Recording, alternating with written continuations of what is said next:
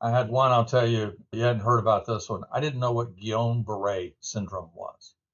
Okay. Guillain-Barré is a autoimmune system where at your extremities you get paralyzed and then it starts moving through your body towards your heart. Everything moves towards your heart and then it paralyzes your heart and you die. And so it starts in your fingers or your toes, and then without the proper medication, it keeps moving. So on a Friday night after office hours, I received a phone call that there was a young woman. Her name was Rebecca. My youngest daughter is Rebecca. And Rebecca is in Guatemala. She's been diagnosed with Guillain-Barré.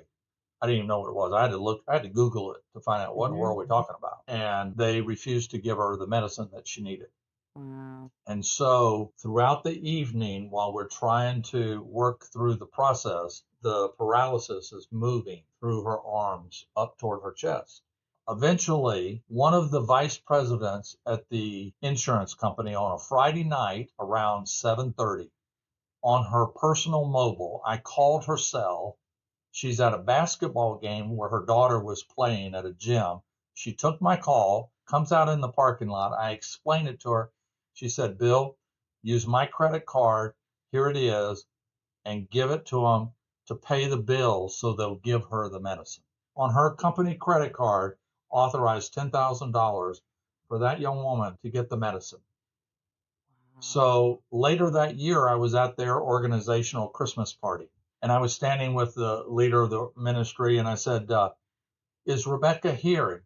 Because I had never met her. He said, "Yes," and I said, "I'd love to meet her." My wife and I were standing there, and she came up and she said, "Are you Bill?" And I said, "Yes." And we just both cried because of the Mm. moment that we had experienced a real miracle. And it happened because of a mother coming out of a basketball game to take my call. I'm talking about advocacy now.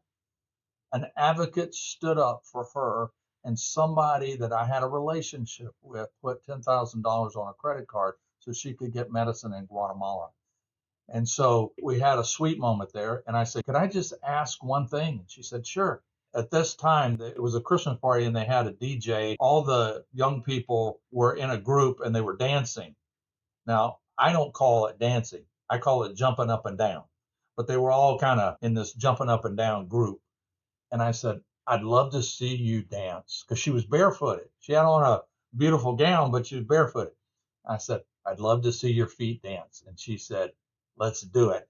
And so we were out there jumping up and down, dancing.